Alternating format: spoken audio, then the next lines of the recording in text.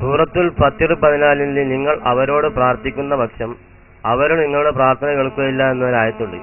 ആയത്തിൽ അവര് പറയുന്നത് മലക്കുകൾ അമ്പിയാക്കന്മാരെ കാണുന്നാണ് പറയുന്നത്. അതിനെപ്പറ്റി ഒന്ന് വിശദീകരിച്ചാൽ. ഇത് നമ്മുടെ മൗലവിമാരുടെ സ്ഥിരം ചോദ്യമാണ്. അവർ ഉറക്കത്തിൽ ഓതുന്ന ഒരായത്താണ് ഇൻ തദഊഹും എന്ന ആയത്ത്. സത്യത്തിൽ ഒരു സംവാദം ആ വിഷയത്തിൽ നടത്തണം നമുക്ക് വല്ലാത്തൊരു താല്പര്യമുണ്ട്. എന്താണ് ഇൻ തദഊഹും എന്ന് ഒന്ന് വിശദീകരിച്ചു കൊടുക്കണം. അതിന് അവരെ കിട്ടണ്ടേ. സത്യത്തിൽ പ്രിയപ്പെട്ട സഹോദരന്മാരെ, ഖവാരിജുകളുടെ ഏർപ്പാടാണ് മുജാഹിദുകളുടെ കയ്യിലുള്ളത്. അഹ്ലുസുന്നത്തി വൽ ജമാഅയുടെ ആളുകളുടെ മേലിൽ ഇല്ലാത്ത കള്ളങ്ങൾ ചുമത്തിയിട്ട് അവരെ ആയത്തും ഹദീസും ഓതി ദുർവ്യാഖ്യാനം ചെയ്യുകയാണ്. ഇൻ തദഊഹും, നിങ്ങൾ അവരെ വിളിച്ചാൽ അവര് കേൾക്കുകയില്ല എന്ന് എപ്പോഴും പറയും. അത് നിങ്ങൾ മനസ്സിലാക്കണം. ഇൻ തദഊഹും, നിങ്ങൾ അവരെ വിളിച്ചാൽ എന്ന് പറഞ്ഞാൽ മക്കയിലെ മുശ്രിക്കുകൾ വിളിച്ചുകൊണ്ടിരിക്കുന്ന ആരാധിച്ചുകൊണ്ടിരിക്കുന്ന ബിംബങ്ങളെ വിളിച്ചാൽ എന്നാണ് പറഞ്ഞത്. അത് ആരാ പറഞ്ഞത്? ഇബ്നു കസീർ പറഞ്ഞിട്ടുണ്ട്.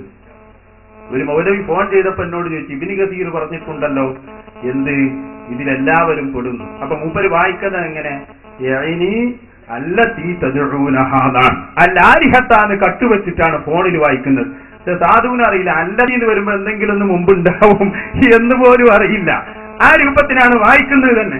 അപ്പോ അല്ലാഹു തആല ഉദ്ദേശിക്കുന്നത് എന്താണ്? അൽ ആലിഹത്തല്ലത്തി തദ്ഊനഹാ, കണ്ടോ, നിങ്ങൾ ആരാധിക്കുന്ന ബിംബങ്ങളെ വിളിച്ചാൽ. അതുപോലെ അത് ഇബ്നു കസീറിന്റെ 3-ാം വാള്യത്തിന്റെ 559-ാമത്തെ പേജിലുണ്ട്. അതുപോലെ 6-ാം നൂറ്റാണ്ടിൽ മരിച്ചുപോയ ഇബ്നു അത്തയ്യ റളിയല്ലാഹു അൻഹു തന്റെ തഫ്സീർ മുഹററുൽ മജീദിൽ പറയുന്നു. അതിന്റെ 13-ാം വാള്യത്തിന്റെ 124-ാമത്തെ പേജ്, ബയ്യന തആല അംറൽ അസ്നാം, അല്ലാഹു ഈ ആയത്തിൽ പറയുന്നത് അംറൽ അസ്നാം, ബിംബങ്ങളെ കുറിച്ചാണ്, അതുപോലെയുള്ള ആരാധ്യന്മാരെ കുറിച്ചാണ്. ഇമാം ഖുർത്തുബി റഹിമഹുല്ലാഹ് വളരെ വ്യക്തമായി പറഞ്ഞു, അസ്നാം, ബിംബങ്ങളെയാണ് ഉദ്ദേശിക്കുന്നത്. പിന്നെ അവിടെ ഒന്നുകൂടി പറഞ്ഞു. അതെന്താണ്? അതാണ് ഇപ്പോ സുഹൃത്ത് പറഞ്ഞത്. മുജാഹിദുകൾ പലപ്പോഴും കട്ടുവായിക്കുന്ന ഒരു സ്ഥലമാണ്. എന്താണ്? അമ്പിയാക്കളും ഔലിയാക്കളൊക്കെ പെടുമെന്ന് ഖുർത്തുബി പറഞ്ഞിട്ടുണ്ട്.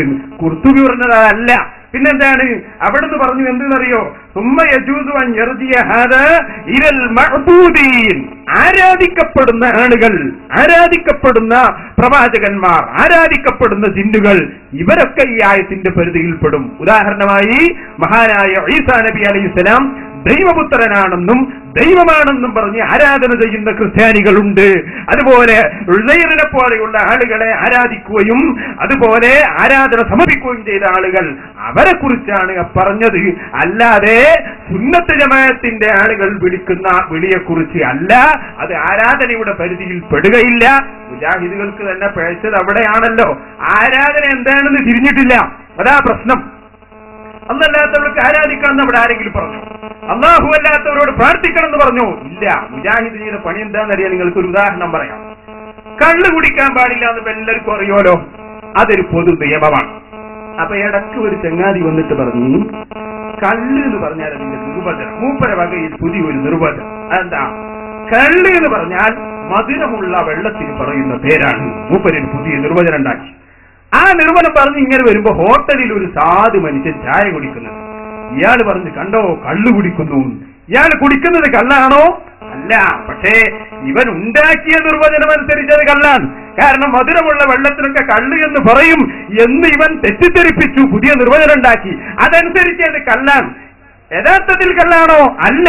ഇതുപോലെ മുജാഹിദുകൾ പ്രാർത്ഥനയ്ക്ക് തെറ്റായ നിർവചനം പഠിച്ചുണ്ടാക്കി. അതെന്താ?